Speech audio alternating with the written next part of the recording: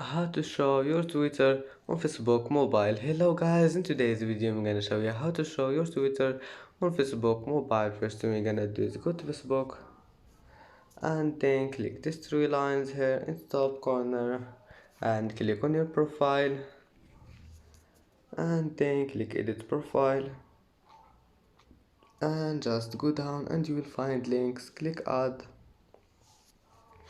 and after you click on it click add here and then click platform and then select Twitter and type your username here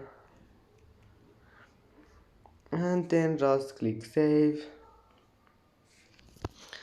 and that's it for today's video.